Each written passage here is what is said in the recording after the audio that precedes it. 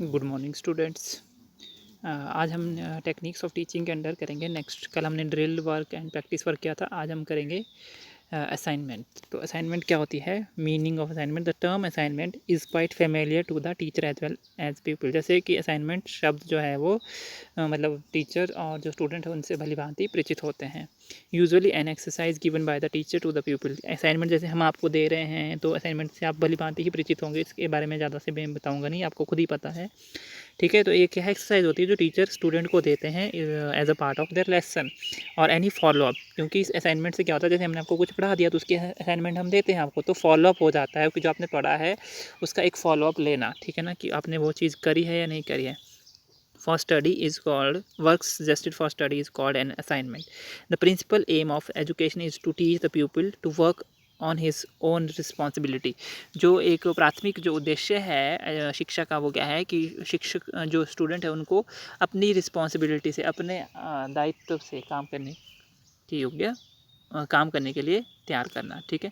The equipment he needs is the knowledge and the ability to organise the time. तो जो उसको यहाँ पे जो इक्विपमेंट चाहिए होते हैं वो क्या क्या होते हैं असाइनमेंट बनाने के लिए? नॉलेज, ठीक है, और कैसे टाइम को और ऑर्गेनाइज करना है और टास्क को कैसे कंप्लीट करना है, and the self discipline to carry it through. और आत्म जो आप बोल सकते हो कि अनुशासन, कि वो खुद कितना डिसिप्लिन में, कितना टाइम में आपने कवर करना है किसी असाइनमेंट को। तो ये सब चीज़ें हेल्पफुल होती है टू कैरी आउट आप बोल सकते हैं असाइनमेंट। ठीक है।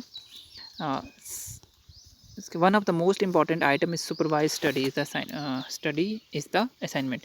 तो इन सुपरवाइज स्टडी जो भी मोस्ट इम्पॉर्टेंट जो आप बोल सकते हो कि पार्ट है सुपरवाइज स्टडी में, वो क्या है?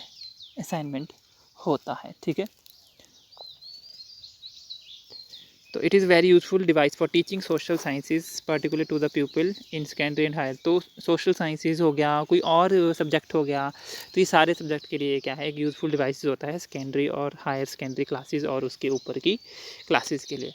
ठीक है। सम सिग्निफिकेंट टॉपिक और सब topic is assigned to the people for preparation. तो हम कोई, जैसे हम आपको देते हैं कि ये टॉपिक ले लो, ये टॉपिक ले लो, इसकी असाइनमेंट बनाना, तो एक टॉपिक दे देते हैं और उसके सब टॉपिक्स दे देते हैं बच्चों को प्रेपरेशन के लिए, फॉर स्टडी और फॉर रिवीजन और फॉर सम रेमेडियल वर्क। मान लो आपको किसी चीज़ में प्रॉब्लम है तो हम बोलते हैं कि इसके असाइनमेंट बना लो। आप डिफरेंट डिफरेंट सोर्सेज से पता करते हो उसके बारे में, कहीं बुक्स से, कहीं इंटरनेट से, कहीं कुछ और सोर्सेज से। ठीक है। तो इट्स कोई कहीं अपनी लैंग्वेज में आप लिख सकते हो। तो it is believed that written assignment help in the organisation of knowledge, assimilation of facts and better preparation for examination. तो ये विश्वास किया जाता है कि जो रिटन असाइनमेंट्स होती है वो बच्चों को नॉलेज को ऑर्गेनाइज करने में हेल्पफुल होती है, उसको एसिमुलेट करने में, तथ्यों को जोड़ने में, और एग्जामिनेशन की प्रेपरेशन के लिए वो हेल्पफुल होती है। टाइप्स ऑफ असाइनमेंट: असाइनमेंट कितने प्रकार की होती है? प्रेपरेटरी मीन्स आप बोल सकते हो कि जैसे हम प्रिपेयर कर रहे हैं एग्जाम के लिए, study assignment, revisional assignment, remedial assignment, उपचारात्मक असाइनमेंट आप बोल सकते हो। ठीक है। तो प्रेपरेटरी मीन जैसे नाम से पता चल रहा है, these are meant to prepare the people for the work which is to follow on the next day. तो प्रेपरेटरी असाइनमेंट होती है कि जो जैसे नेक्स्ट डे जो कि हमें फॉलो करना है वर्क, उसके लिए पहले से प्रिपेयर होके, जैसे हम बोलते हैं कि आप ये पढ़ के आना, कल हम इसके बारे में पढ़ेंगे तो आपने थोड़ा सा इसको पढ़ के आना, जैसे बच्चों को क्लास में बोलते हैं टीचर। ठीक है। तो these are meant to prepare, तो ये किस लिए होती है कि बच्चों को प्रिपेयर करना नेक्स्ट डे के वर्क के लिए, कि हमने जो कल नेक्स्ट डे फॉलो करना है। Study assignment: these can be of various type. ये प्रॉब्लम सॉल्विंग भी हो सकती है, assignment making charts, graphs, tables etcetera. फिर आती है रिविजनल, इसमें रिवीजन करेंगे means these assignment are given for drill work बोल सकते हैं, ऑन व्हाट वाज लर्नड, जो क्या हमने जो पढ़ा था उसके बारे में, drill work, checking retention and reproduction of the information related to a topic और यूनिट स्टडीज़। ठीक है। Checking the understanding of the ideas of a topic taught. तो इस तरह से होंगे। आता है रेमेडियल असाइनमेंट, उपचारात्मक आप असाइनमेंट बोल सकते हो। These assignments are devise to, मतलब किसी समस्या का उपचार करने के लिए जो यूज़ करते हैं। तो these assignments are devised in the light of pupils reaction to 3 types of assignment mentioned above. ठीक है। तो ये बोला कि जो ये असाइनमेंट है वो, जो इससे पहले हमने 3 टाइप की बताई आपको असाइनमेंट, उनके रिएक्शन, प्यूपिल का रिएक्शन उन चीज़ों के ऊपर बताने के लिए ये जो असाइनमेंट है वो बन जाती है। The purpose of this assignment is to remove weak points and clear misunderstanding. तो इस असाइनमेंट का मेन जो पर्पज़ है वो जो भी वीक पॉइंट होंगे बच्चों के और जो भी उसकी मिसअंडरस्टैंडिंग होगी, मतलब ठीक है, उसको दूर करने के लिए यूज़ होती है। फिर importance and purpose of assignment, जैसे आपको खुद भी पता है कि असाइनमेंट बनाने से आपको खुद तो एक तो फैक्ट्स क्लियर होते हैं, आपका रिटन वर्क अच्छा होता है, स्पीड बढ़ जाती है, ठीक है ना। तो इस तरह से assignment properly plan and executed have great education value. अगर हम असाइनमेंट को प्रॉपर्ली प्लान करें और एग्जीक्यूट करें तो उसकी बहुत ज़्यादा एजुकेशनल वैल्यू बढ़ जाती है। दे एनहांस कम्प्रीहेंशन, वो बच्चों में समझ कम्प्रीहेंशन बढ़ाती है। पे the way for further learning, ठीक है ना, कि किस तरह से आपने और ज़्यादा आगे लर्निंग करनी है। तो इसके पर्पज़ क्या है, दो है। असाइनमेंट में serve the following purposes. Assignment serve people needs by facilitating learning effectively. तो असाइनमेंट जो है वो मतलब बच्चों की नीड्स को फुलफ़िल करती है बाय लर्निंग इफेक्टिवली, क्योंकि जो बच्चा है वो लर्न करता है effectively. Assignment make people active, और असाइनमेंट क्या है, बच्चों को एक्टिव बनाती है। Assignment can able people to discover difficulties in learning and to be found out ways and means to overcome them. तो असाइनमेंट से क्या होता है, पीपल जो है वो डिफरेंट डिफ़िकल्टीज़ को ओवरकम करके मतलब डिस्कवर करता है पहले उनको, फिर उसको ओवरकम करने के नए नए तरीके ढूंढता है। फिर इसके इंपॉर्टेंस भी आप बोल सकते हैं, इसको फंक्शन भी बोल सकते हो वही। असाइनमेंट में stimulate interest, arouse curiosity, motivation is highly fruitful in the development of learning. तो असाइनमेंट क्या है, वो इंटरेस्ट को उजागर करती है बच्चों में, क्यूरियोसिटी बढ़ाती है, और जिससे क्या है लर्निंग फ्रूटफुल होती है। Provide educationally gainful experiences and to illustrate them through example, assignments are very effective.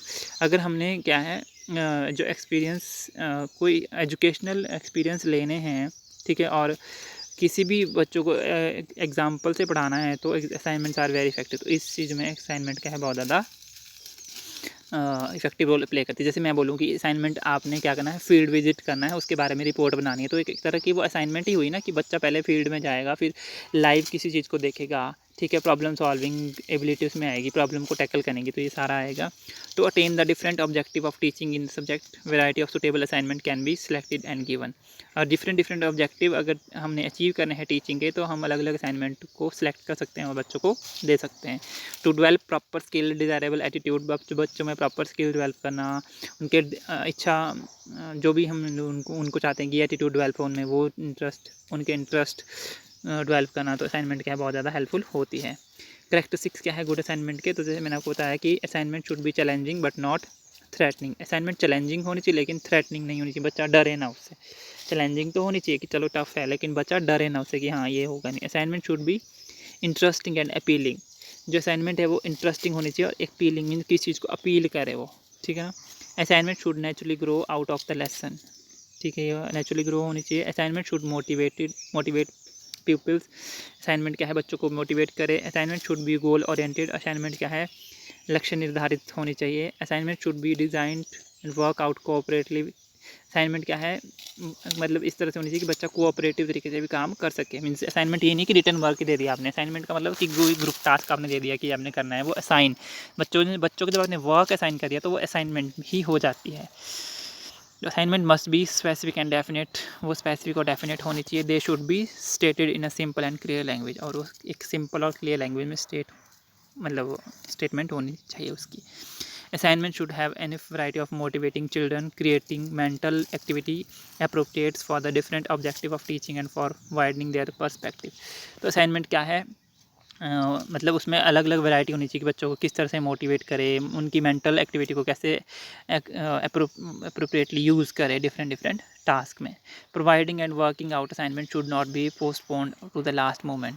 तो जो असाइनमेंट वर्क है वो लास्ट मोमेंट के लिए पोस्टपोन नहीं होना चाहिए। फिर role of assignment in teaching में क्या है, जैसे मैंने आपको बताया कि at the beginning of the lesson assignment will serve the purpose of linking the acquired experiences of children with the new knowledge. तो शुरू में क्या है, जो असाइनमेंट है वो in the beginning of lesson assignment क्या है, एक लिंक का काम करती है उसके बच्चों के एक्वायर्ड एक्सपीरियंस और उसके न्यू नॉलेज के बीच में, ठीक है ना। जो उसको नया ज्ञान प्राप्त होगा, जो उसने एक्सपीरियंस प्राप्त किए हैं, उन दोनों के बीच में लिंक का काम करती है। During the development of lesson the educative process can be further through suitable assignments. तो डेवलपमेंट ऑफ लेसन क्या होगी, जैसे जैसे लेसन को डेवलप करेंगे, जो एजुकेटिव प्रोसेस है it can be further through suitable assignment. तो ये भी क्या होगी, with the help of suitable assignment होती है।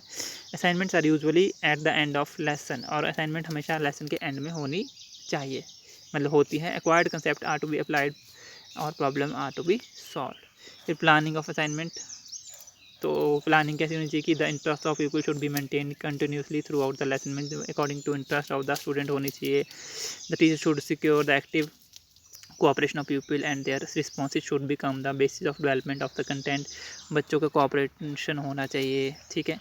The teacher should supply the list of source material of books for collect reading of if required. तो मतलब टीचर बता सकता है कि आप इस बुक से कर सकते हो, डिफरेंट डिफरेंट सोर्सेज को बता सकता है कि यहाँ से आप इसको जो भी असाइनमेंट वर्क आपको दिया है वो किया जा सकता है, ठीक है। ओरल और written instruction should be given and suggestion for overcoming difficulty should be indicated. Oral और रिटन वर्क भी बच्चों को देना चाहिए और सजेशन बताना चाहिए कि कैसे डिफिकल्टीज़ को ओवरकम किया जा सकता है। The teacher should indicate the broad distribution of the time schedule for assignment, और कितने टाइम के तक असाइनमेंट को कंप्लीट करना है वो भी बताना चाहिए।